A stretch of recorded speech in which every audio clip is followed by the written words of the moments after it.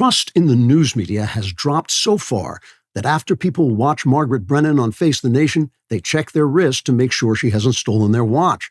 A new Gallup poll shows that 53% of Americans believe journalists are two-faced, lying dirtbags who have sunk so low they could walk under a snake's belly with a top hat on. 36% say they couldn't do it with a top hat, but probably could with a derby or maybe a fedora. The remaining 11% say they watched the news just last night and think journalists are great. Or maybe that was Matlock and they mean lawyers. The White House Correspondents Association, or White House Correspondents Ass for short, became concerned over the media's failing popularity after White House smoke show Carolyn Leavitt announced that from now on, new media reporters would get front row seats at press briefings, while legacy reporters would be required to stand in the corner and repeat, "I will not lie about the president" 400 times before they can ask a question. And even then, they can only ask it silently in their minds. The president of the White House Correspondents' Ass, Mr. Schmuckface McLowlife, protested Miss Leavitt's decision and said he would do anything to be allowed to sit close to her again or just to have a garment that still smelled of her perfume. Miss Leavitt responded, "Get the hell away from me, you creep," which Mr. McLowlife took as a good sign, since at least she acknowledged his existence. In an attempt to win back the goodwill of the public, journalists have hired a new spokesman, the accomplished hypnotist Swami Origami Umami, who is so excited to make the journalist's case that he's taken a pay cut from his former job of running the three-card Monte game off the top of a cardboard box outside the Port Authority bus terminal in Manhattan. The DailyWire interviewed Swami Umami, and we're pleased to publish the transcript of that Q&A. Q. Swami Umami, after the news media actively covered up Joe Biden's dementia, why should anyone trust them ever again? A. Concentrate on the tip of my finger. Listen to the sound of my voice. Sleep now, and when I snap my finger, you will awake knowing that the news media was dogged in bringing the truth to the American public. Here's a new book by Jake Tapper that explains how he and other intrepid journalists uncovered Biden's dementia. Would Jake Tapper write such a book if it weren't true? Of course not. Q. Yes, I guess Jake really did try to find out. No, wait, that's ridiculous. He lied like a dog. So did the rest of the press corps. And what about the Russian collusion hoax? The news media held up the country for 2 years with that garbage, even though they knew it was a psyop by the Clinton campaign in league with the corrupt FBI and CIA. A. Think of a rippling lagoon beneath a gently whispering waterfall. Imagine the steady plashing of the water as you drift into a peaceful trance. Now look, the New York Times and the Washington Post won Pulitzer Prizes for their work on Russian collusion. Repeat after me. The Pulitzer Prize is very prestigious. They wouldn't give it to newspapers who were perpetrating a hoax out of political malice. Q. Yes, of course. They don't just give Pulitzer Prizes for... No. This is nonsense. The Pulitzer is just as corrupt as the Times and the Post. And what about how the media covered COVID? They made a hero out of Anthony Fauci while he was covering up his own role in the deaths of millions, then demonized far better doctors who were trying to get out the truth. A. Look at my watch, swinging back and forth on its chain. The media battled right-wing misinformation to bring Americans the truth about COVID. Q. Yes, I see now. Our news media is totally honest and has been doing a great job. Thank you, Swami Umami. A. You're welcome. Now just relax. Let go of all your freedoms and quack like a duck. Q. Trigger warning. I'm Andrew Klavan, and this is The Andrew Klavan Show.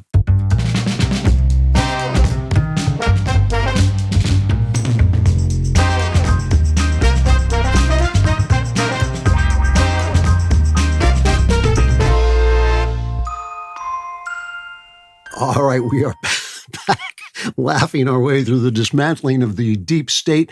I want you all to pause just a moment and ask yourself one important question. Why have you not yet pre-ordered Kingdom of Cain, Finding God in the Literature of Darkness? It is really good, and many of you may notice that Christian art today stinks. Have you noticed this? The Christian movies are all slap happy and everything is good and everybody gets what he prays for. And it's like, this is a book about evil from a Christian point of view and how evil works in the arts and appears in the arts and actually reveals many things through the arts that lead us back to faith. So it's called The Kingdom of Cain, Finding God in the Literature of Darkness, is about real that appear in movies and books and in philosophy, and how those things reveal what evil is and how to stand up against it and live with joy in an evil world. Go out and pre-order it, because I need you to do that, and you will love the book. I promise you'll love the book. Also, you should also, after you've done that, I'll pause. I'll wait here for 10 minutes to let you order the book. Actually, you have to pause and do that. But leave a comment wherever you get the show. If you get it on DailyWire Plus, like you should, or you're low, kind of slumming and go over to YouTube, leave a comment. And if your comment is the kind of thing that disgusts ordinary people, the kind of thing that makes women turn away from you, turn their back on you, and just pretend you're not there, we will read it on the air, because we are already not here. Today's comment comes from Time K. Pearsall, I think, 524. He says, honestly, it's a good thing you retired the Trump happiness montage. It was getting a bit old. I agree, and it's completely gone. You will not see it again. In fact, we will just skip right to today's episode, Imagine an Honest Media.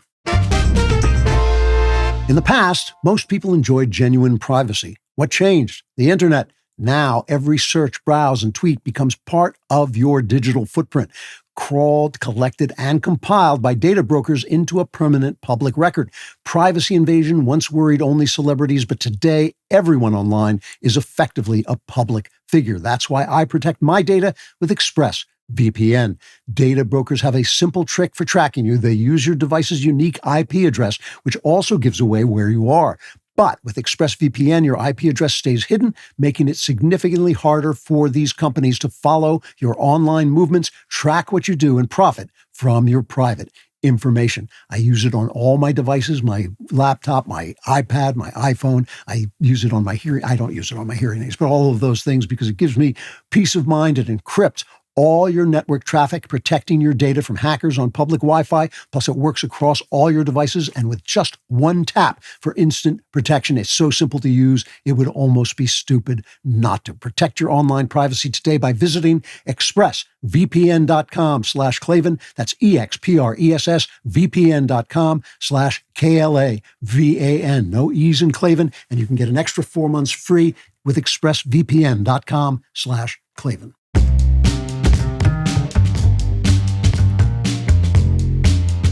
Chapter 1, Imagine Honest News. It's easy if you try. The reason I want to do this for a minute is because I feel that there are some chinks in the armor of the president and of this administration. I'm not saying that because they lost the court race in Wisconsin. I think it's ridiculous to be judging the administration's popularity on things that happened like 3 months after they took office. That's just silly. That's bad news reporting. But I do want to remind you that the news affects all of us, including those of us who know it's untrue. It sends out an atmosphere, and we breathe that atmosphere of misinformation and lies and bias and corruption, even if we don't want to. You can't help but breathe the atmosphere. And so I'd like to talk about how that affects us, because it can affect you even if you react to it, even if you say, oh, I hate these people and everything they say is untrue. And then you start to believe in the opposite, which is also oftentimes untrue, or you start to believe sources who hate the news media like you do, but are not, or just as equally unreliable as the mainstream news media. So I think it's really important to talk about the way the news media works and what we want it to be, because I don't want to have a conservative news media. I want to have a fair news media. I don't want to have a conservative entertainment media. I want an entertainment media that has everybody involved in it, because I think that that is the best way to get creativity out of entertainment. So when I say imagine honest news, I'm not saying imagine conservative news. I'm saying imagine honest news. So yesterday, just to give you an example of what I'm talking about, the president announced his big tariff push, and he's been talking about this for a long time. He's labeled it Independence Day. It's 10% tariffs on all imports, I think, with adjustments up and down for the tariffs other countries put on us, and the other shenanigans they pull, like they subsidize their markets, and while penalizing ours, or they rejigger their money and the value of their money, so we get burned when we sell them stuff and all this stuff. And obviously, this is a big deal. I know Trump's a showman, And I know he is a deal maker, so we never know quite what he's planning or when he's bluffing or what he's thinking. And I know he uses hyperbole a lot, but you could tell by the way he rolled this out that he's essentially staking his presidency on this. This he thinks is going to fix something. And he's been talking about it his whole life, by the way. He didn't just come up with it yesterday. This is something that he feels is a problem, that we're getting basically screwed by the rest of the world because we're the big guy, and he's trying to end globalization. He's trying to end this idea. I don't think that's fair. People keep saying he's trying to end globalization. That's not quite right. I think he's trying to make globalization what it really is, which is not one big happy family that's one market, just trading with each other fairly and all this. It's a competition between nation states. See, this is it. The left likes globalization because they think the nation state is supposed to disappear and we're all just supposed to be governed by the United Nations where they will gather and tell us what to do, or by Davos or something like this. And we think, no, the nation state is still important because our idea of how people should live is different than Saudi Arabia's idea of how people should live. And so what Trump is trying to do is he's trying to reconstruct globalization into a competition between nation states because he thinks that's what it already is. And we might as well just be honest about it. And instead, he feels we're getting picked on because we're the big guy. Here is Trump, a part of Trump making that announcement. It's cut 8. But it's not too late any longer, and we're going to start being smart, and we're going to start being very wealthy again. We're going to be wealthy as a country because they've taken so much of our wealth away from us. We're not going to let that happen. We truly can be very wealthy. We can be so much wealthier than any country. It's not even believable, but we're getting smart. Nearly a century later, in the face of unrelenting economic warfare, the United States can no longer continue with a policy of unilateral economic surrender. We cannot pay the deficits of Canada, Mexico, and so many other countries. We used to do it. We can't do it anymore. We take care of countries all over the world. We pay for their military. We pay for everything they have to pay. And then when you want to cut back a little bit, they get upset that you're not taking care of them any longer. But we have to take care of our people, and we're going to take care of our people first. And I'm sorry to say that. And what he's saying? It's like Shaquille O'Neal. I don't know if you ever watched basketball, but Shaquille O'Neal was on the Lakers, years back, and he was just a fantastic player, but he was also a giant. I saw him in person once. He was enormous, and he was not just tall and thin like a lot of basketball players. He was just huge in every way. And whenever they would slow down the footage of Shaquille O'Neal taking a shot, you would see that the other players were just pounding the living crap out of him. They were punching him. They were knocking at the body. You couldn't see it in normal speed, but when they slowed it down, you could just see it. And the refs never called it. Why? Because he was so big and so great that they wouldn't have been able to stop him if they hadn't fouled him. So they let him foul him. And that's the way people feel about us. So let me give you this is John Fort from CNBC. I think, I put it on just because it's a fair reaction, a fair sample of the reaction from economic reporters on both sides. Here's John Fort, cut 11. And the market reaction after hours, I've never seen anything like it. This, I think fair to say, is worse than the worst case scenario of the tariffs that many in the market expected the president to impose. You laid out a number of the percentages there. And there's some question of how the administration calculated the percentages that they're responding to in each of these cases. Are they adding in value-added taxes? He talked about, non-tariff barriers as well. So I think while many were hoping that this would eliminate uncertainty, there's going to be more uncertainty in the market. And from those watching policy tomorrow on, if countries push back on how these non-tariff barriers were calculated, will there be wiggle room here? So this is coming from both the left and the right, because the right wants free trade no matter what the results are, because that's where all the money is. The Wall Street Journal type right, they want free trade completely, and globalization has been very good for them, very good for the rich. And the left, because they will throw any pie at Trump they can, anything they have. So if it's an argument from the right, they don't care. As long as it just makes Trump look bad, they will do it. So I want to be honest with you, as I always am. I have no idea whether this is going to work or not. And it may be a disaster. It may be great. But I will tell you this. I'm pretty sure that no one else has any idea how it's going to work also, because we just never quite can tell with Trump. This is his superpower, that we never know when he's negotiating, when he's bluffing, when he's coming. So we just don't know how far he's going to take it. But the one thing I will say is the arguments that are being put forward are bogus. I think a lot of the arguments are bogus.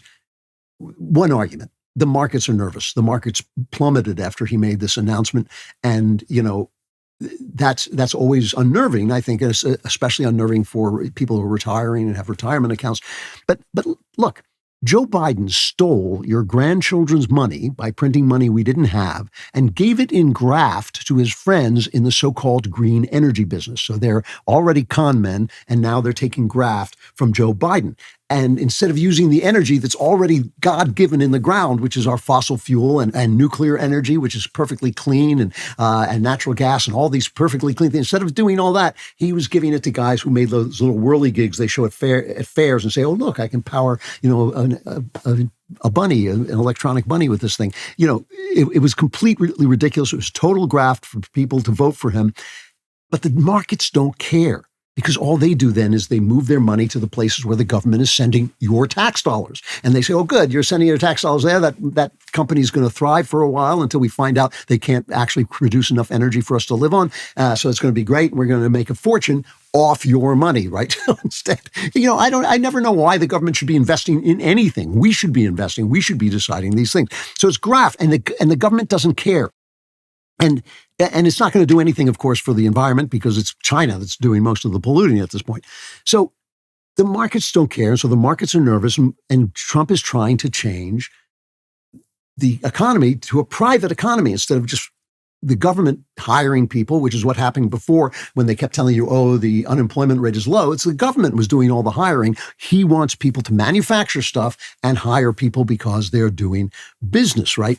And so when they tell you that the market is turmoil, it's news. I'm not saying it's not news, but when they panic over it, and especially when they use retirement funds as an example, what they say, oh, your 401k is in trouble. They're doing that because if you're going to retire, you're toward the end of your life and you don't have a lot of time to wait for the markets to come back. The market, even when the markets crashed in 2008, they came roaring back eventually. But if you only have a couple of years of retirement before you pass along, then you don't want to waste any of that time. But think about the logic to that, right? This is what I call teardrop news. Anytime a politician does something that the elites don't like, they find someone who feels bad and they take a picture of the teardrop running down his face and say, oh, look, in this case, it's retirees. But what does that mean? That the president can't do anything without roiling the markets? I mean, if he roils the markets, he has to pull back, even if he has a vision for what he thinks will transform the country. I mean, this is what Trump is talking about. He's talking about his vision. And I say, we elected him. Let him play out his vision. It may be a disaster. If it is, we're going to vote him out. We're going to vote his party out, and they'll come back and trans our kids again and have DEI. But still, that's not a reason to stop doing what you're doing. The other argument that I think is absolutely ridiculous is globalization is great. This is a conservative argument that the leftist media rolls out just to hit at Trump.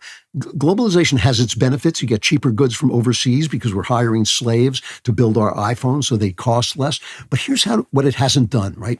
It hasn't made China into a good actor. That was the idea. We were going to include them in the trading groups, and then they were suddenly going to become good citizens. They're not good citizens. They're oppressive, genocidal slavers, and they want to destroy us. And now they're in charge of all the things we need, the medical supplies, the military supplies, the material we would need to fight who? To fight the Chinese when they go into Taiwan. So in other words, they could cripple us because of globalization, because they skew the markets, they subsidize their businesses, they cheat us, they steal our intellectual property. So yes, Trump is right. Trump should say, we want to bring the factories back because even if they're going to be automated, a country is not doing anything if it's not producing anything. Ultimately, you just become a slave to the people who do. And if it's the small, poor countries that do the production, because that's where they have the slave labor that makes your iPhone cheap, if it's the Chinese can go into those countries and bribe the people there and take those countries over, essentially, take over the government faster than we can go in and convince them that gay pride and abortion is great. That's harder for us to do than the way they just go in there and they bribe. We'll build you a casino. You can take all the profits and we run the country. That's what they do. And third, protectionism is bad. This is another one of these right-wing arguments that the left appropriates. Well, yes, protectionism is bad, but is it protectionism if it's reciprocal? If what he's saying is they are putting tariffs on us, we can put tariffs on them. So this panic that they are trying to induce, I think it affects us all. And I'm not going to sit here and tell you, oh, this is a great thing. Thomas Sowell says it's not, if it lasts too long, it won't be a great thing. And Thomas Sowell is right about everything and knows everything. So, I want to be careful, but I don't know how long it's going to last because I don't know what Trump is thinking. But a fair media would give it a chance. He was elected. This was part of his campaign. He talked about it all the time. He clearly has a vision. We clearly haven't got the full vision because he's playing his cards close to his vest as always. But he's taken the chance on his administration. Let's see how it plays out. Let's remain calm. That's what an honest press would basically allow us to do.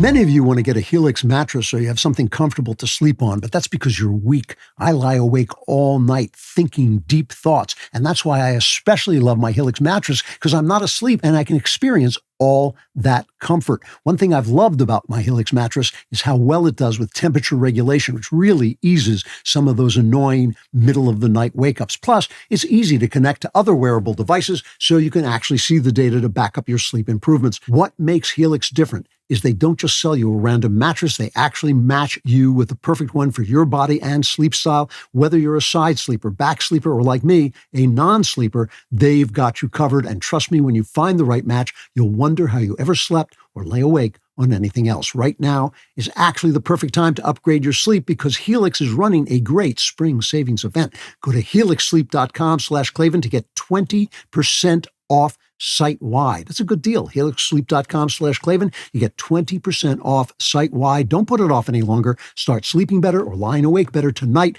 at helixsleep.com/Klavan.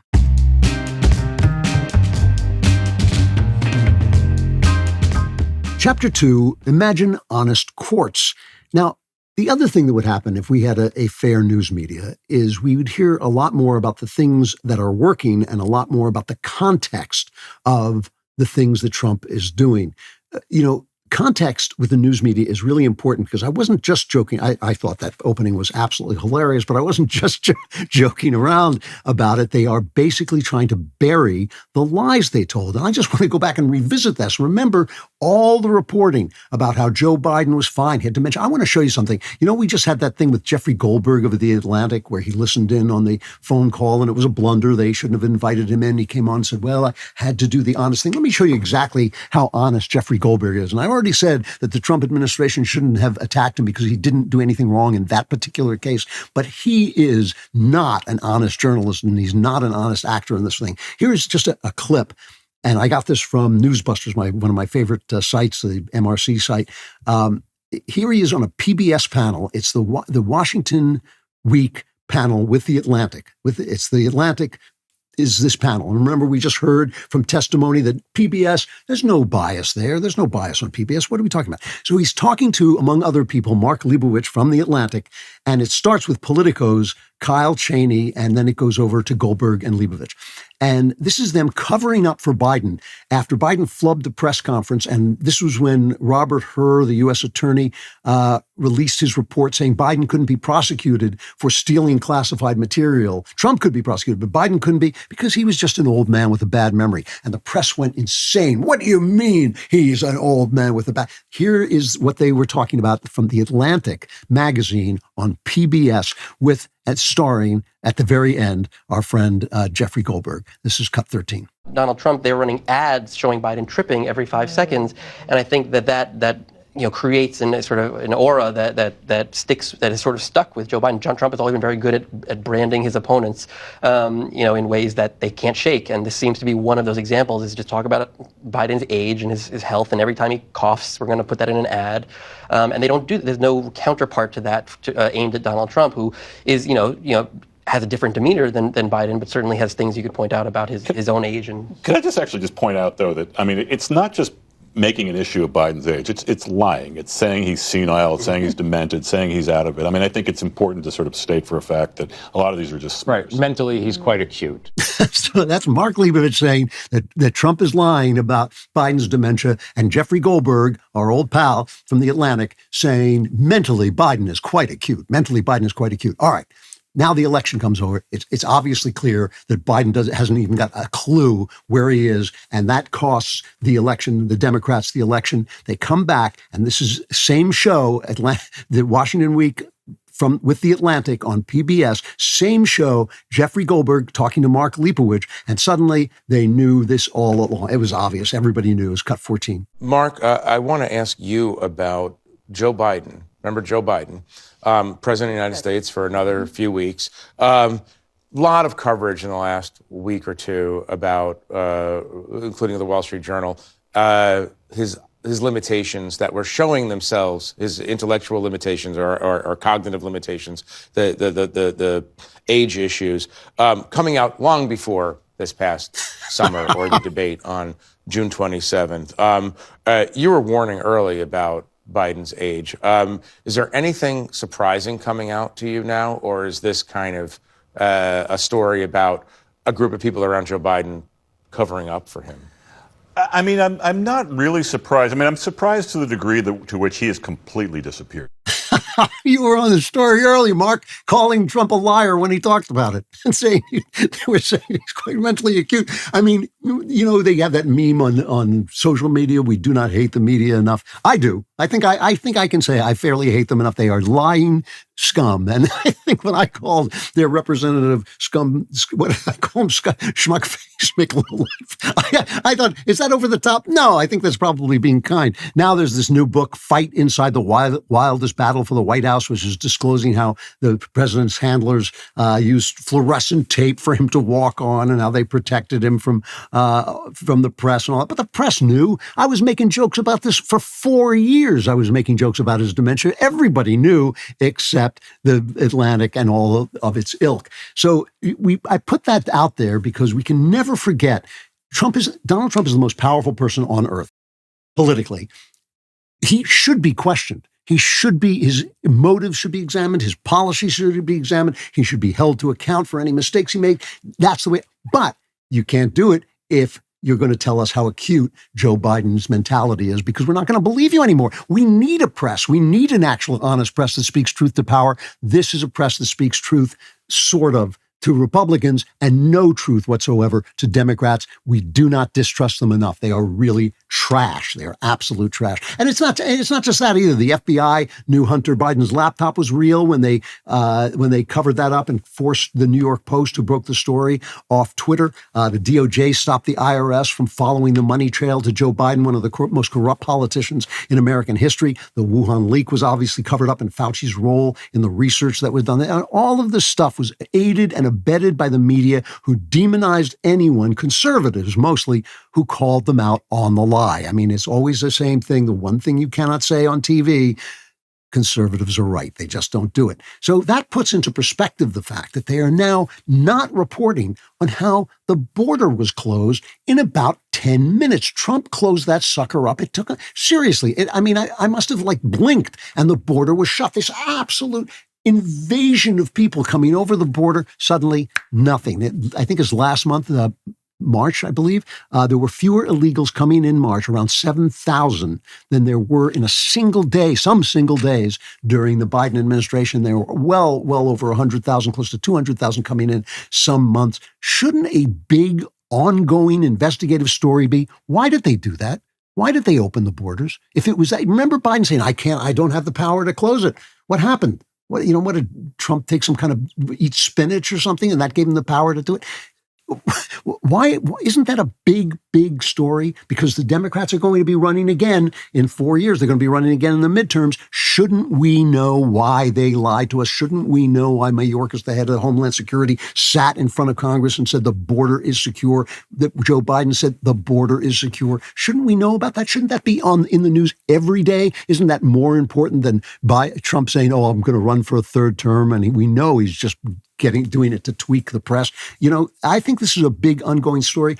These judges who are getting in the way of the Trump administration by issuing universal injunctions, stopping Trump from what he's doing, when what you're supposed to do is somebody comes before you, you can have an injunction against them, but not against an entire program. These guys like Jeb Boasberg, a D.C. district judge, is trying to shut down the president's agenda altogether. And Jimmy Raskin says, this is the way it works, right? I mean, he is an activist judge. Not an activist judge. He's I won't say what he is for the sake of the ladies and for my own dignity. I won't say what I think he is. But obviously, he's a bad guy. He's obviously trying to seize the power of the presidency and the executive branch for the judicial branch. And Jamie Raskin says he's right to shut down. They're trying to deport these evildoers who were let into the country. And Jamie Raskin says, no, bring the evildoers back. This is totally unfair because they sent a bad guy, a good guy over when they deported all of the gangsters and sent them to El Salvador prison. Here's Jamie Raskin defending gangsters and killers because one guy, they say, was sent over. Here he is, cut 12. They say those planes were filled with terrorists. I think my good friend from Texas said, well, here's one person of many who wasn't a terrorist on that flight or a gangbanger. His name's Kilmer Garcia. He's a Marylander married to a U.S. citizen who has a 5-year-old son with autism. And he went to pick up his son, but he was picked up first by ICE. And then he was shackled and put on that airplane and shipped off to the torturers of El Salvador. Where did he get that story? It's not from reading The Atlantic. Yes, it is. It's from reading Jeffrey Goldberg's Atlantic. An administrative error sends a Maryland father to a Salvadoran prison. The Trump administration says that it mistakenly deported an immigrant with protected status, but that courts are powerless to order his return. Now, this is true. As far as it goes, the Trump administration did make an administrative error and put this guy in there, but why was it? It's teardrop journalism again. We're going to look at the tear running down this guy's face. Now, listen, if he were innocent, it would be a serious problem, and the president will have to answer for it. Again, I'm not asking for conservative media. I'm asking for honest media, but honest media in the context of the way they covered Joe Biden. Yeah, notice that no one has asked Donald Trump what kind of ice cream he likes. That no one has asked the way the New York Times asked Obama, what enchants you about being president? What enchants you about being president? That was the New York Times tough coverage of Barack Obama. The reason this guy got caught up in this is because he was in custody because he was a verified member of MS-13 and a flight risk. So in other words, he wasn't a member of the Venezuelan gang. He was a member of a different bunch of gang members, right? So that's why he got caught up in it. And it leaves out the question of why can a DC district court judge issue an injunction that shuts down a program, a policy that affects the entire country? The great senator, one of my favorite senators, John Kennedy, who's just hilarious. I wish, I'd like to know who his writers are because I'm afraid it might be him and he doesn't need writers, which would just make me feel bad. He was questioning Brett, I believe his last name is Shumate, who is Trump's pick for assistant attorney general at the DOJ. And here's Kennedy questioning him to a point about these judges and the way DC district judges issue universal injunctions to try and stop Trump's policies. Cut 5. What's the statutory basis for a federal judge issuing an order that affects people other than the parties before the court? I'm not aware of a statutory basis, Senator. There is no statutory basis, is there? No, Senator. What's the United States Supreme Court opinion which interprets the Constitution in a way that allows a federal district court judge to do this? Can you name me that case? I'm not aware of one, Senator. There isn't one, is there? I'm not aware of one, Senator. Explain to me how this works. You have a plaintiff and you have a defendant. And the plaintiff files a lawsuit and goes in front of a federal judge. Federal judge has certain jurisdiction in personam and subject matter over the parties, the people, the plaintiff and the defendant. They're the only two people in court. How can a judge, a federal judge, issue an order that affects everybody else other than those in front of him or her? How is that possible? It shouldn't be possible, Senator, but district courts do it all the time. They do it all the time, and it should be put to an end. And I hope it goes before the Supreme Court, and the Supreme Court says it should be put to an end because they're not just doing it in this gang, deportations where I believe, that people should have due process if they deserve due process. But it's also happening when Trump tries to fire someone in the executive branch. So in other words, Congress is inventing executive agencies that the executive has no power over. That's an invasion. That is a corruption of the separation of powers. I don't understand why that should be allowed at all. And then so far, the court cases say it can be allowed in very, very small ways. So this is not just happening here. I mean, do you remember in Israel, everybody's forgotten this, in Israel, before the horrible murderers of Hamas invaded and killed and started this war that they're now whining about, before that happened, the big controversy was that Netanyahu was trying to reform the courts. And remember, there were protests and Netanyahu's career was over and it was all going to be terrible. Well, all he was trying to do, the courts have seized for themselves the right to throw any law out they want just because they don't like it. And they also have the right to appoint their successors. So the left is in there in perpetuity. Netanyahu may have gone too far because he was trying to bargain his way to a proper place, but he was still trying to reform a court system that was trying to overturn democracy. Then we have, of course, in France, Marine Le Pen, the conservative candidate, who they're all trying to stop, and they've been trying to stop her every way they can because she's anti-immigration, basically. She's anti the country being taken over, as Britain has now been. They claim she embezzled funds, which she didn't. Her defense was really a good defense. Basically, they gave her 4.4 million euros, which is about $5 million bucks, and it was earmarked for assistance helping lawmakers in the European Parliament with their work.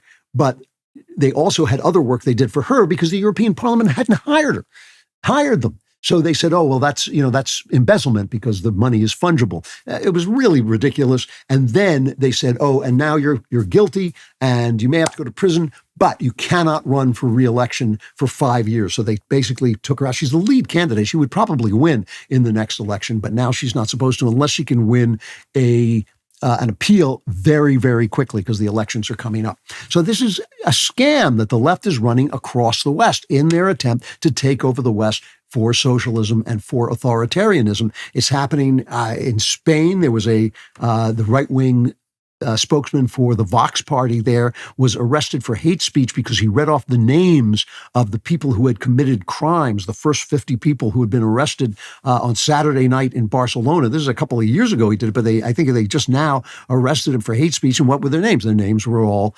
Sabar, Omar, Nassim, Abdel Kaider, Salah, you know what I'm saying. So they arrested him for hate speech in Romania.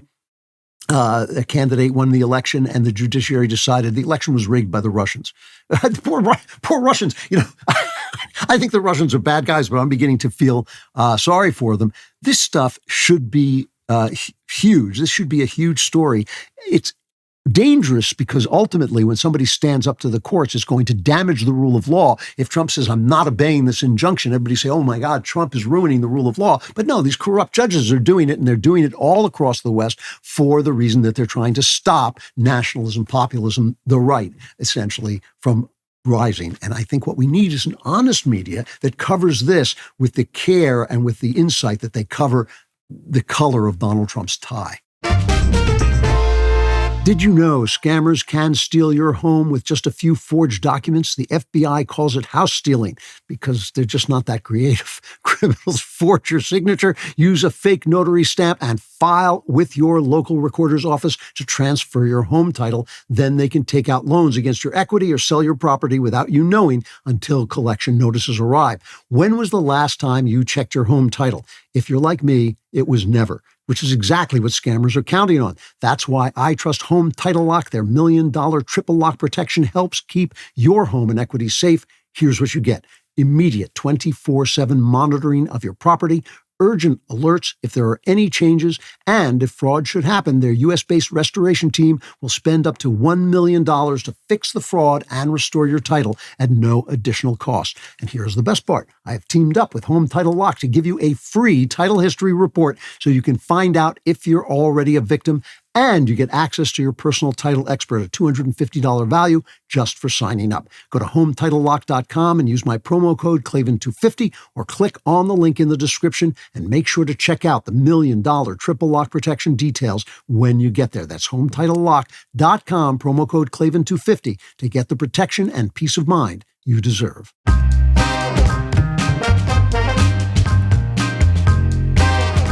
Chapter 3, Imagine Honest Art. Now, as you know, I think the arts are every bit as important as the news and politics and the courts. I think the arts, people do not realize how much, the poet Percy Shelley said that poets are the unacknowledged legislators of mankind, meaning that it's stories that fill us with our ideas, with our viewpoint of life. And if those stories are dishonest, then we get filled with dishonest viewpoints of life. And for those of you who don't remember or weren't here last week, to show you how much I care about the arts, I'm opening our member block to everybody. And I asked everybody to read the Tolstoy story, Alyosha the Pot. And I'll be talking about that and why I think it's a good lesson for conservatives about the arts, because I don't think we handle this very well. There is a show on Netflix called Adolescence, and it is a huge hit. I mean, it cracked the all-time list in 3 weeks, the all-time Netflix popularity in 3 weeks, so it's huge. And it's a British crime drama miniseries created by Jack Thorne and Stephen Graham, directed by Philip Barantini. And it's about a 13-year-old schoolboy named Jamie Miller, who was played by Owen Cooper, who's arrested for the murder of a girl in his school. And each of its 4 episodes is shot in one continuous take, and it is incredibly grim, but incredibly powerful. And the acting in it is unbelievable. Stephen Graham plays the boy's father, and it's a stupendous performance. And a lady I'd never heard of named Erin Dougherty plays a child psychologist. It's funny, when I looked these people up, because I'd seen Graham before, but I'd never seen Erin Dougherty, so I was looking them up, and it turns out like he's an ex-alcoholic who once tried to hang himself, and she's a lesbian, and people wonder why I'm so tolerant of eccentrics and crazy people and gay people, because I live in the arts, and I know that a lot of these people are creative people. A lot of times people who are outsiders, who are damaged in some way, answer that with their creativity and spurs their creativity. People like me who are just perfect, just have perfect creativity. But here's the point. Here's the point about this. Conservatives looked at this and they thought it's not fair because the boy is white, and it basically says men are angrier than women and men are more prone to violence than women. Now, the second part of that is just plain true.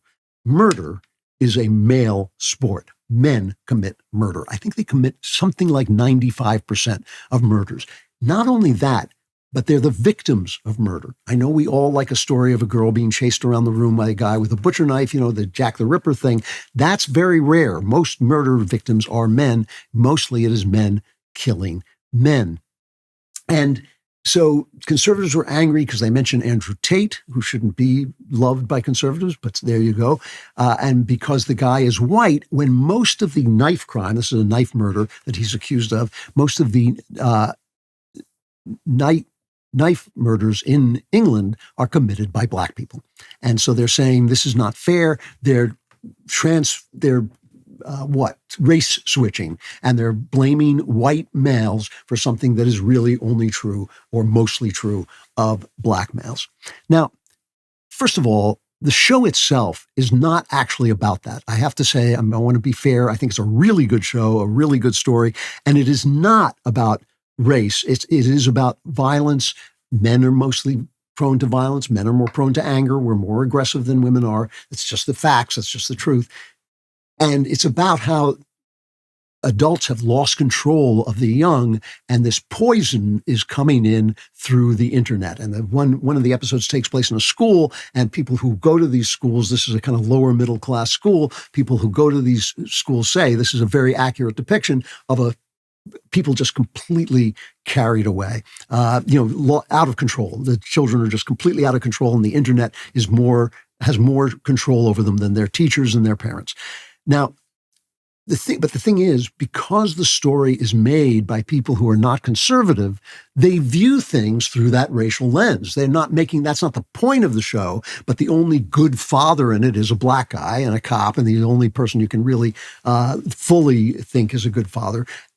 But you do feel a lot of sympathy for the family of this kid who was arrested. You feel a lot of sympathy for them. And I don't think that they were trying to be anti-white or anti-male. I think they were trying to tell a story, but they're telling it from their point of view. Why? Because we, conservatives, are not making stories. Our billionaires are not contributing contributing to stories. Our billionaires are not giving money to people. Our thinkers are not giving awards to artists. Our think tanks don't deal with the arts except as an ancillary consideration. We're not doing it, so they're doing it. So boo-hoo, that's too bad because this is a really good show.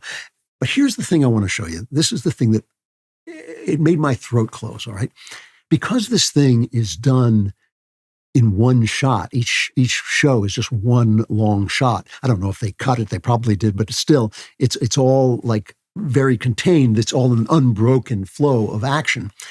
There are scenes in it that are just a stationary camera on an actor. And there was one scene in it that made my head explode because I wanted to shake every aspiring artist on the right and just take their heads and force it into the television and say, look at this. Here's what it is. The father who loves his son. His son is a little sensitive. He's not, doesn't fit in with the rest of the working class kids, but the father loves and wants to protect his son. And he is there when they arrest him and he's trying to be protective of him. And the police say, we have to strip search your 13-year-old son. And the father just tries everything he can to stop them. He begs them, please, this is a 13-year-old boy. How would you feel if and they won't do it. The lawyer defending the boy says, we can't stop them. They have the right to do this. And they take one shot and the scene must go on for 5-6 minutes. It's all the father's face. And you just hear the kid being strip searched off stage. So it's just a camera on a man's face. I'll show you a little bit of it. And if you're listening, you can hear the dialogue that he is hearing, but you can't watch his incredible performance on his face. It's cut 7. So, Jamie, just get you to pop your clothes off for me. So I need to observe, and then PC Grogan's just going to observe me, all right?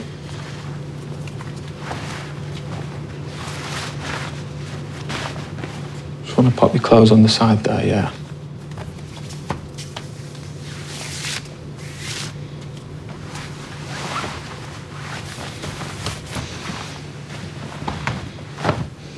Do you want to turn to face me? Mm-hmm.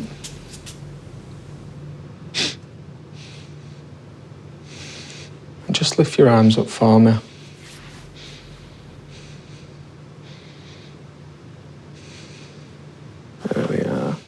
So this scene goes on, and it's excruciating. And this guy's, it's just his face, and he's not an emotive guy. He's not hamming it up, but you are in hell with him.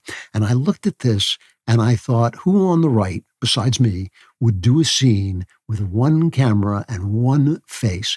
It costs nothing. I mean, you got to pay for the actor because he's a great actor, and you can't make great actors, and you can't do it. Just because you think you're an actor does not make you a guy like that. That's a trained, terrific British actor doing what he does. You can't replace that with some guy who walks in and you think, well, we'll put him in it because he's my pal. You cannot do that.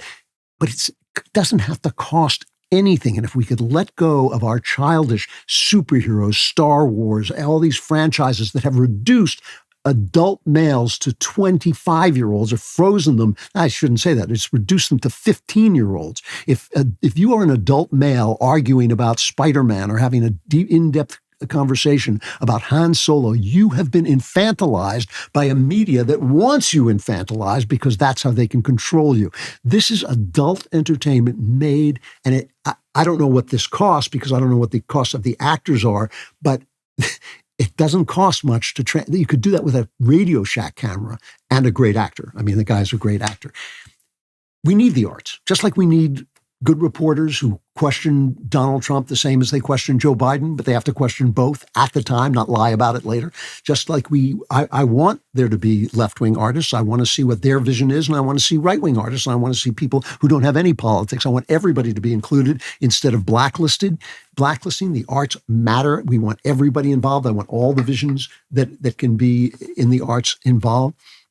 But you can't do it if you don't create something new. If you're just constantly trying, like Christian rock, to try and do what the left has done, which in a lot of cases is infantile, you're not going to get anywhere. And if you complain every time a Christian or a conservative includes sex, includes cursing, includes the things that life is made of, you will get what you deserve, which is pablum and crap.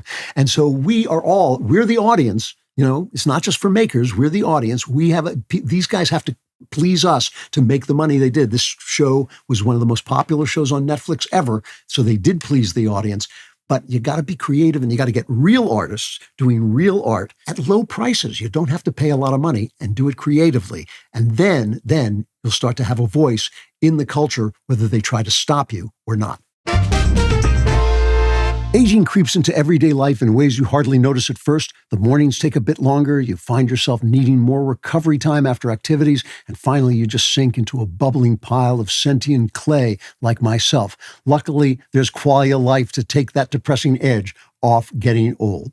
Qualia Senolytic is a formula that's been clinically tested to help your body get rid of those pesky senescent cells naturally. I just tear them off and it's much more painful. You want to use this because you can age more gracefully. These cells are basically what cause all those annoying aches, the pains, taking forever to bounce back after a workout, and that mental and physical sluggishness that makes my show what it is.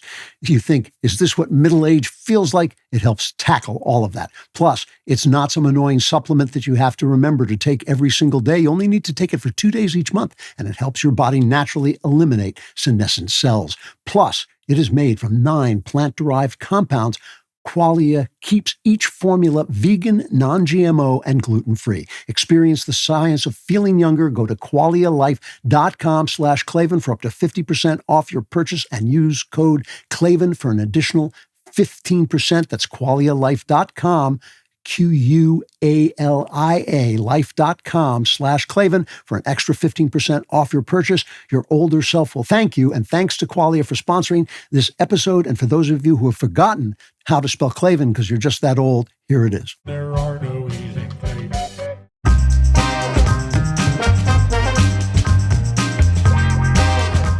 Final chapter, Imagine True Love. Bill Burr used to be one of my favorite comedians. He did this anger control, loss of control with anger comedy, and he used to kill me. But he has married a left-winger. I think she's a black woman, but more importantly, she's a left-winger. And a lot of people will tell you that guys who marry left-wingers ultimately become left-wingers, and he has now become a walking, talking bore. He is just a boring, woke guy whose anger is just anger. And, I think, you have to learn, sometimes, listen, I love my wife, but you have to learn when not to listen to your wife.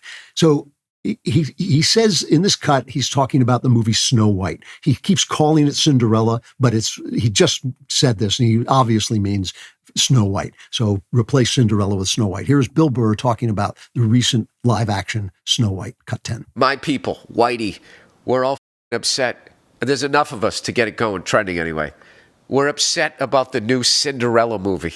The actress playing Cinderella isn't white.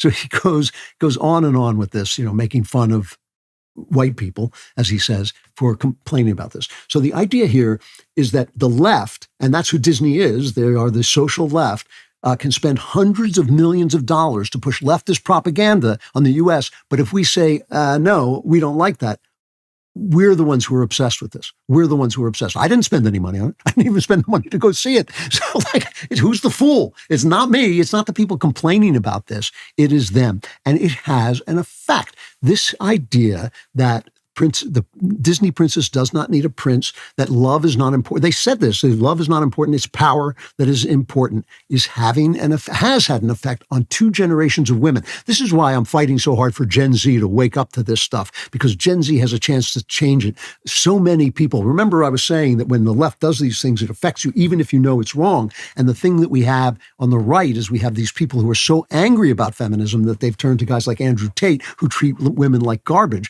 instead of saying, no, we want to honor women for their femininity, and we want women to be feminine and fulfill the role of femininity, which is, I'm sorry, it's having babies and bringing them and nurturing them and bringing them to life.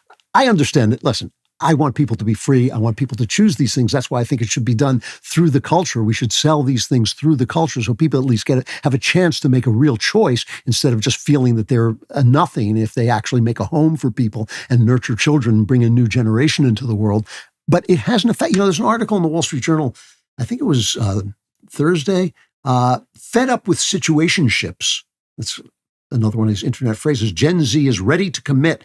So He says the vague relationships that rule the dating scene are hard to navigate even well after they end, and Zoomers have had enough. And so I have Rachel Green, a 24-year-old, says, I've just come out of a 6-month situationship, which is basically she's having a relationship with this guy. She's having an affair with this guy. And then whenever he wants to walk away, he does. And she says there's a feeling of constant rejection throughout the situationship because one person does not want to fully commit. Otherwise, it would become a relationship, she says. But the adrenaline and sense of reward when it's going well can be addictive. In other words, men can play off women's desire to be loved and protected and then dump them because they're not married and they're not having children. How could anyone have ever known? Well, guess what? We knew this for thousands and thousands of years of human development. We understood that women were vulnerable. I've said this before, and the left came after me for it. The X site Media Matters, I don't even know if it still exists, but they were attacking me for this. I said societies are largely organizations that control the distribution of women. If you're a free society, it's one woman to one guy. Right? If you're not a free society, then a guy can have as many women as he wants because the women are going to be treated like garbage. That's true. You know, it's marriage is the first and foremost structure of every society. That is why every myth starts with an Adam and an Eve, and they come together to become one flesh. That is why every mythology begins with the male in the sky and the woman in the earth. I mean, this is just part of the human construct, is what are we going to do about the relationships between women that create life? So these movies, this culture that they've created is a culture of lies, and it is continued throughout. Everything that has to do with sex has become a lie. The police report on the Nashville Covenant school shooting, remember that transgender person who went in and killed all these people because she was I think, who wanted to be a male, who didn't like the Christian teaching. She had attended the school and didn't like the Christian teaching. So the police finally released this that they've had forever. Steve Crowder, to his credit, got a scoop on this and got notes out of her manifesto. But now they're saying, she didn't have a manifesto, and they play it all down. They say, regarding why she selected the Covenant, many have speculated the shooter selected this location for racial, religious, or economic motives. It is certainly true. She raged over these topics at times in her writings, but none of those motives impacted her decision to attack the Covenant. BS. Yes, they did. You know, transgenderism is a violent movement.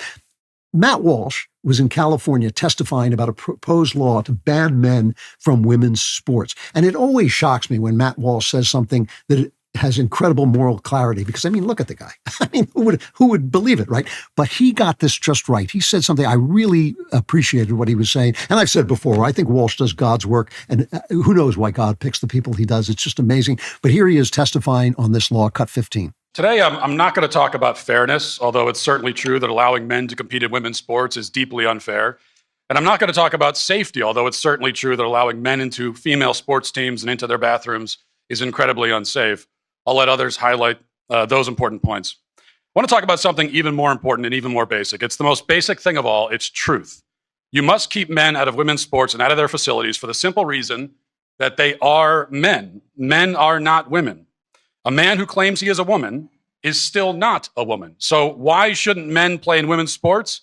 Because they aren't women. It isn't true. We should not allow men into women's sports for the same reason we shouldn't go around claiming that 2 + 2 = 7. It's just not true. It is a lie. Now, the trans movement is an inherently violent movement. If you don't think so, ask Matt why he has 24/7 security. Leftism is an inherently violent movement. If you don't think so, ask people who own Teslas. And the reason, and feminism is an inherently violent movement. Just ask anybody who stands up against it. Why? Because it's lies. It is lies. It is based on lies. What Walsh is saying is exactly right. It's exactly the reason we reject it. It's not because I want any control over how people live their lives. I just don't want people to ruin their lives, and I don't want anybody to tell me what I'm seeing when I look at reality. Women's bodies make it wise for them to arrange their lives differently for men. You know, I was just talking to a very, very bright woman who I like extremely. I won't name her because she didn't say I didn't ask her, but she, in her spare time, she's a matchmaker. And she said the problem is that women are taught to take care of their careers, then they age out of the dating pool, and the men who are ready to get married at, say, 30 are marrying younger women who are ready to have kids and who don't care about their careers. Women are made to have children first and later. And while they're raising children, as the children can be let free, they have careers, they build careers, they have another life. They've been lied to. And I've been saying this again and again. The biggest story that nobody is covering is that we're dying. People are dying. We are not replacing ourselves. And when this happens, it is a disaster. There's no such thing as transgenderism. There's no such thing also as overpopulation. You can't be overpopulated. We need these people. And we need women and men to return to marriage and to making babies, because the future is going to belong to the people who do that. And we want the future to look like the best of us. So we should return to those things. And if we do return to them, then we will truly be able to say, we're going to win so much. We're going to win at every level. Hallelujah. Hallelujah. We're going to win economically. We're going to win with the economy. We're going to win with military. We're going to win with healthcare and for our veterans. We're going to win with every single facet. Zippity-dee-dah, my, oh my, what a wonderful day. We're going to win so much, you may even get tired of winning. You'll say, please, please, it's too much winning. We can't take it anymore. I feel pretty, oh so pretty. I feel pretty and witty and gay. We have to keep winning. We have to win more. We're going to win more.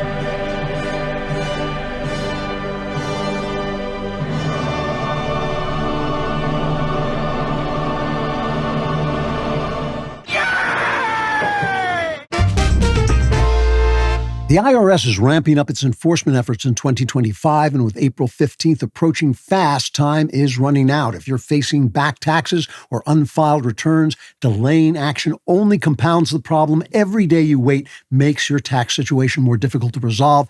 Don't let another tax deadline pass you by. While taking immediate action is crucial, attempting to deal with the IRS alone can be a costly mistake. This is where Tax Network USA's expertise becomes invaluable. What sets them apart? Unlike other tax resolution firms, Tax Network USA maintains privileged access to the IRS through their preferred direct channels. This means they know exactly which agents can help resolve your case effectively. Whether you owe $10,000 or $10 million, their team of attorneys and negotiators bring proven strategies to settle your tax issues favorably. With over $1 billion in tax debt already resolved, they have the experience and expertise to handle your situation. Talk with one of their strategists today. It's free. Stop the threatening letters, stop looking over your shoulder, and protect yourself from property seizures and bank levies. Don't let the IRS control your future. Call 1-800-958-1000 or visit tnusa.com/Klavan. April 15th is just around the corner. Act now before the IRS acts first by learning how to spell Klavan. It's Klavan. The media wants you to believe the Trump administration is faltering, Elon Musk is a crook, and the world is spiraling into chaos. But here's the truth. We're winning. The left's lies are unraveling, their narrative is crumbling, and that's why the DailyWire is here to cut through the noise and bring you the facts others won't. Uncensored, ad-free daily shows, investigative journalism, breaking news first, no filter, no nonsense. The Daily Wire is where the real story lives. So go to dailywire.com/subscribe and join the fight. All right, Klavan Klapbacks. Woo! That love, true love, will follow you forever. Yeah! No idea. Klavan Klapbacks at dailywire.com. Klavan with a K, Klapbacks with a K. Ask us anything you want. We will do our best to answer you. And let me remind you again that the member block today is going to be open to all, and we're going to be discussing this short story, Alyosha the Pot. Adam Wolf, I'm not sure you can play the Trump happiness montage anymore. It feels like the sugar high of executive orders in the first few weeks of the administration has worn off and been replaced by the grinding gears of the bureaucracy. Are we actually winning, or are we just seeing that after having knocked over the first wall that was the rigged media, we are faced with a taller wall that is the rigged judicial system? That is true conservative giving up. conservatives love to give up. It can't be done. It's done. We're finished. I'm done. America is done. We're finished. Did you expect it not to be a fight? Do you expect it ever to not be a fight? It's always a fight. Freedom is always one generation away from being extinguished. We always have to fight. They were not going to give up. I didn't think they were going to give up, and we could lose. But I'll tell you something. You can lose a fight, but you can't win a surrender. So this is the next phase of the fight. You're absolutely right. And, it's worrying and it's scary. Don't be afraid. From Nathan, dear Andrew, you have long been my favorite member of the DailyWire family, obviously. I miss your daily doses of Klavan, but I'm thankful for the creative work that the change allowed you to produce. As a longtime viewer, I wonder if your thinking on sex scenes in movies has shifted over the years. In the early days of the Daily Wire, you drew distinctions between gratuitous and purpose of nudity in films. Are such scenes ever truly needed? Thanks, Nathan. As I've said repeatedly, even back then, I think that almost all nude scenes are exploitative. There's a perfectly valid question of whether a nude scene in a movie is less valid than painting a nude, because an actress actually has to take off her clothes.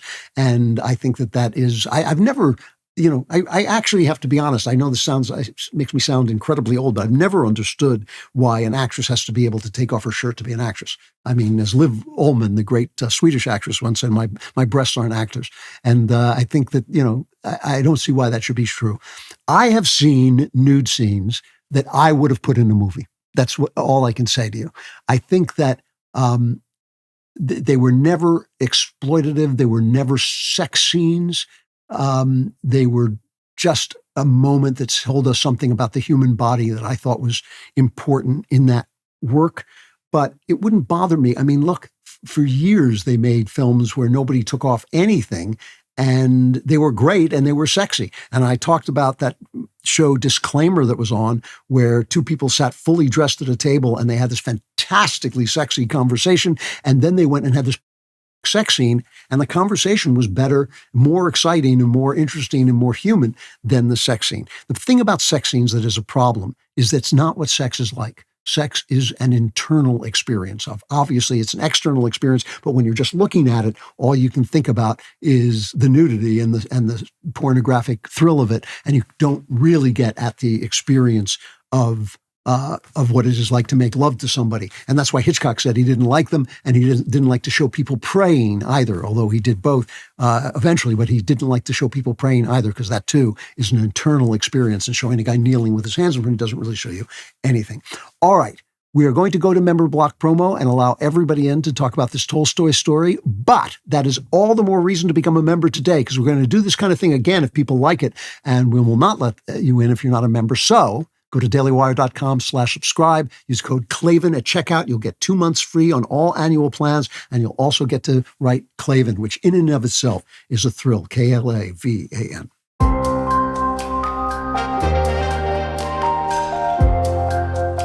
All right, this is Member Block. If you're not a member, become a member. We need you. We need your help. We need you to support us and help us do the things that we do and free us from the financial pressure that can come from other places. If we're going to get wherever the money comes from, that's where the trouble comes from. We want the trouble to come from you, because we're here to serve you.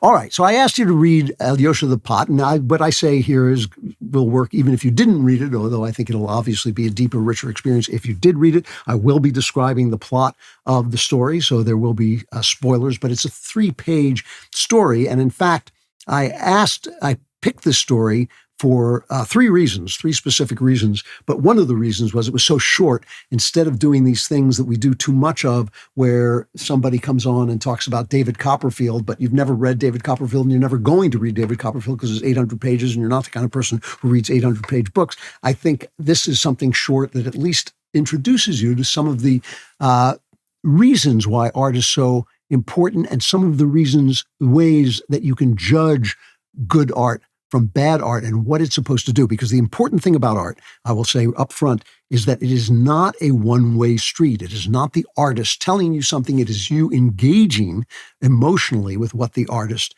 is doing. And there are reasons to do that and reasons not to do it.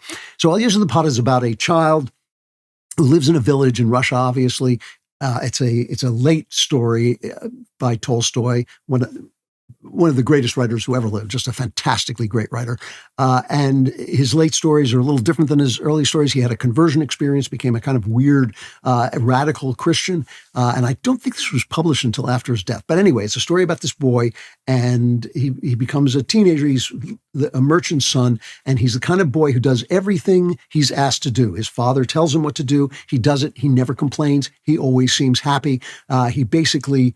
The merchant then takes the boy and basically rents him out to another family. The father sends him to a merchant's family, and then he just works for these people, and they can tell him to do anything they want, and he will do it. And occasionally he gets some money, and he'll go out and buy a uniform, and that makes him happy, and he's always happy. But most of his money goes to his father, so his father wants him to keep working.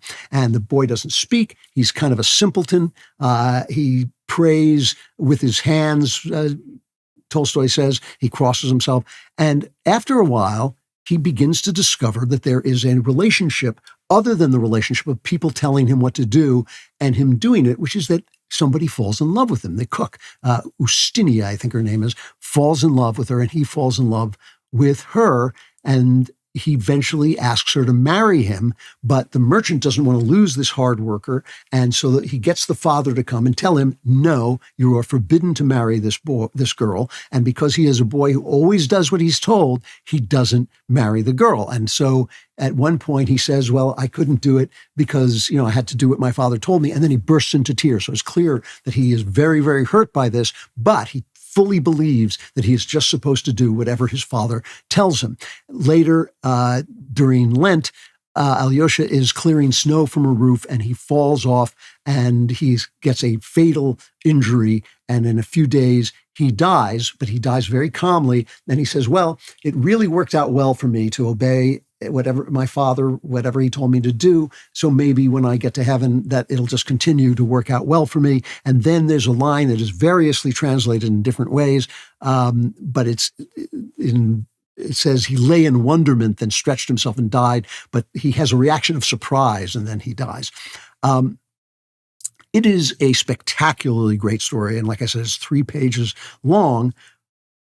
But it's a very complex story, because what it is watching this boy get abused, watching him be stripped of the chance at love, and he's just a sweetheart. He just does anything he's told, and he's a simpleton, and it never occurs to him that he should rebel. Not once does it occur to him that he should rebel. So I picked it for 3 reasons. One is because it's only 3 pages long, and I thought maybe you would read it before I was talking about it, which would be helpful. And the other is it's by Tolstoy, one of the truly greatest writers who ever lived on Earth, who ever walked the planet. And 3 is because it is featured in a book by a living writer who's quite good named George Sanders. He wrote a book called A Swim in a Pond in the Rain, which is it's his lessons. He's been teaching Russian literature for 20 years at Syracuse University. And this is his book about Alyosha, about various Russian stories. He prints the story and then he talks about it, and he talks about Alyosha the Pot. And I thought he was entirely wrong about the story. So I thought that was interesting, because he's a smart man. He obviously knows Russian literature, and I just think he got it wrong. And he says this, I'm just reading from this book. He says, for many years, I taught the story this way. What surprises Alyosha in his last moment is the sudden realization that he has lived too submissively. He should have stood up for himself and for Ustinia. Tolstoy doesn't say this exactly, but the story is a masterpiece of understatement. But then he says, these days, I'm not so sure. It's possible, a student says to him, it's possible that Tolstoy intended us to read the story as simple praise of Alyosha, who even in the face of death and over the course of his whole life enacted radical Christian humility. A sad story on the human level, but ultimately a story of the triumph of obedience and faith. Now, I would like to say that I have had a different reading of it, because I approach work differently, and the way I approach art is very much like the way Tolstoy says we should approach art. He wrote a book called What is Art, which is a very small book, but a very brilliant, insightful book, where he says the purpose of art is the transmission of emotion from the artist to the receiver, right? He has a vision, he has an emotion, and he transmits it to another person. He says, art begins when a man, with the purpose of communicating to other people a feeling he once experienced, calls it up again within himself and expresses it by certain external signs. And he goes on to say that Christian feelings, because he was a devout Christian, are infinitely new and varied, only not in the sense some people imagine. Not that they can be evoked by the depiction of Christ and of gospel episodes or by repeating in new forms the Christian truths of unity, brotherhood, equality, and love, but in that all the oldest, commonest, and most hackneyed phenomena of life evoke the newest, most unexpected and touching emotions as soon as a man regards them from the Christian point of view. In other words, Christianity transforms our life into something other than it would be. That's in what is art. That's what he says. Now, I would go a bit further in what I think art is. I think art is the transmission of a vision emotionally from one person to another. I live life. I walk down the street. I have an inner experience of walking down the street. It is my inner experience, but because we're all human beings, I believe that I can transfer that experience to you, and you will see that experience, but from a slightly different point of view, because it'll be my point of view instead of yours. So it's an experience that you're having. When you go to a movie, when you read a novel, when somebody tells you a story, when you listen to music, you are having an experience that broadens your mind. It allows me into your heart. It allows Tolstoy into your heart. It allows Shakespeare into your heart. And that makes your heart bigger and includes a bigger, more complex view of life, so that when you have other experiences, they are informed by that experience. And you may remember in Lord of the Rings when Sam Gamgee, is that his name? They were at the moment of despair. He says, oh, this is what the great stories are about how to deal with these moments of despair. So when you read Alyosha the Pot, it's not about good or bad. It's about what you're feeling. And I think everybody feels that this kid is being abused. Everybody wishes he would stand up. When the father comes and says, you can't get married, everybody wishes Alyosha the Pot would say, I'm going to marry this girl. I defy you. I'm tired of being pushed around. But he doesn't. And when he doesn't, we have a bad feeling about that. But at the same time we have that feeling, we understand that this is a Christian. This is how a Christian is supposed to surrender himself to God. And when God tells you to do something, like, for instance, take up a cross or die as a saint, you are supposed to surrender and do it. When God tells you not to let money get in the way of telling the truth, you are going to suffer for that. When people, say to me, oh, you got only 7 likes on that because I told the truth and people didn't like it. You only got 7 likes on that thing.